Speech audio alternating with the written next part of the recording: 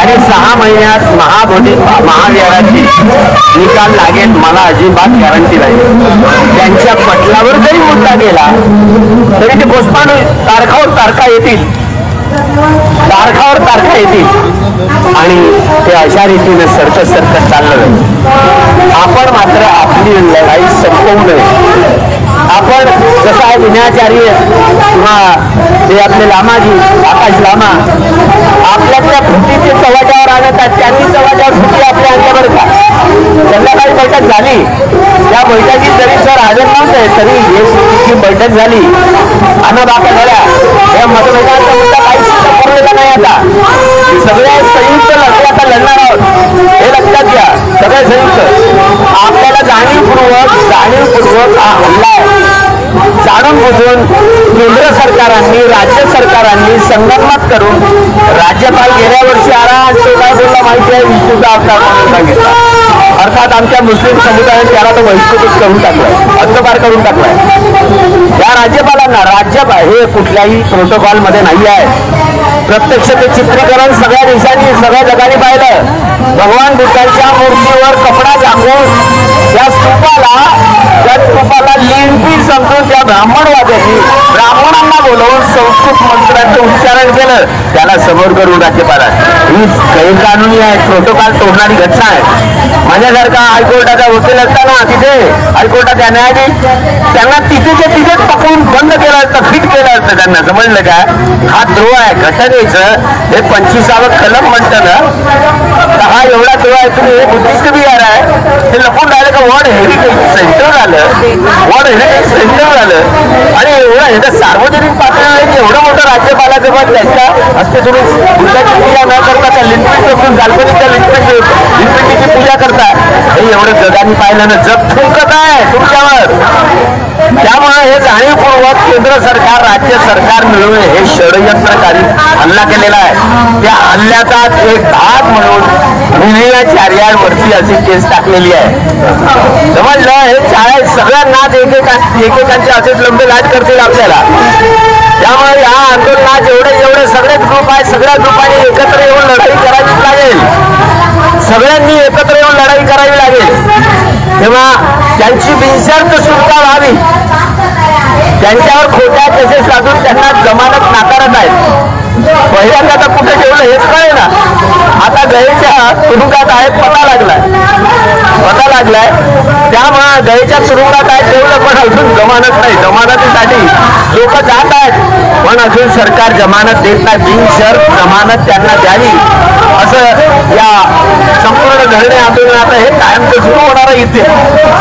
कायमचं जोपर्यंत महाबोधी महाविहार आपल्या हातात येत नाही सोबतच ही नियम हटाव आणि हे संविधान काढण्यात संविधानाला उद्ध्वस्त करू पाहत आहेत, संविधानाला नष्ट करू पाहत आहेत.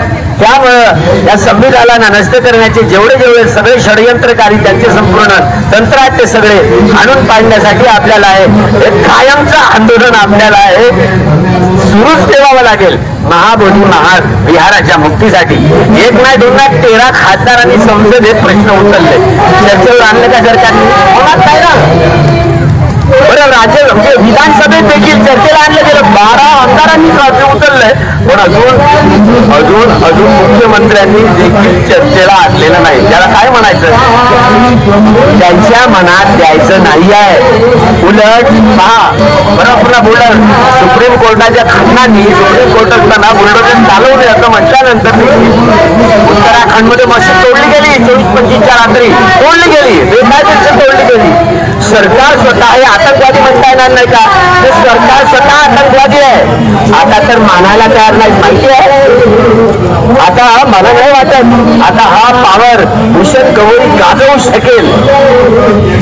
हे ते अजूनही म्हणतात की हे खरं आहे की संसदेमध्ये जो निर्णय मान्य होतो त्याला सुप्रीम कोर्टही धक्का देऊ शकणार अशा चर्चा चाललेल्या आहेत. पण हे खरं आहे की जर लोकसभेत राज्यसभेत संसदेत जर मूलभूत अधिकारांना जता आणणारे जर निर्णय घेतले गेले असतील तर मात्र सुप्रीम कोर्टाचं लक्ष असं नव्हे. सुप्रीम कोर्टामध्ये एवढे पावर आहेत की जिथे मूलभूत अधिकारांना जता आली असेल तर ते संसदेनं पारित केलेलं बिल देखील नकारू शकते. हे नव्हे, सरकार जर ऐकून आहे ना 6 महिने स्वतः मिलिटरीचा बॉस म्हणून हुकुमशाही म्हणजे हुकूम आपल्या हातात सत्ता येऊन सरकारला बरकत करून पुन्हा निवडणुका घोषित करू शकते. पुन्हा एवढे पॉवर आहे सुप्रीम कोर्टाला, हे लक्षात घ्या. संसदेपेक्षा संविधान श्रेष्ठ आहे, पण हे सुप्रीम कोर्टाने हे आपल्या हातात घेऊन जर केलं तर होऊ शकतं. म्हणजे भूषण गवळीला एवढी ताकद येईल काय हाच प्रश्नचिन्ह आहे. त्यामुळे 6 महिन्यापुरता हा पावणा म्हणून आहे. या 6 महिन्यात झालं तर झालं असं आशावादी आहोत आपण, पण 6 महिन्यात मला तर रंच मात्र एक एवढीशी काहीच विश्वास, अजिबात विश्वास नाही. त्यामुळे हे तारखावर तारखा देतील. आता काही 27 तारीख दिली, 27 तारीख दिली की नाही, 29 जुलै, 29 तारीख 29 जुलै त्याला अंतिम फैसला म्हणतायत. नाही त्यात पुन्हा लांबेल. 6 महिने अशीच रौनक चालत राहील.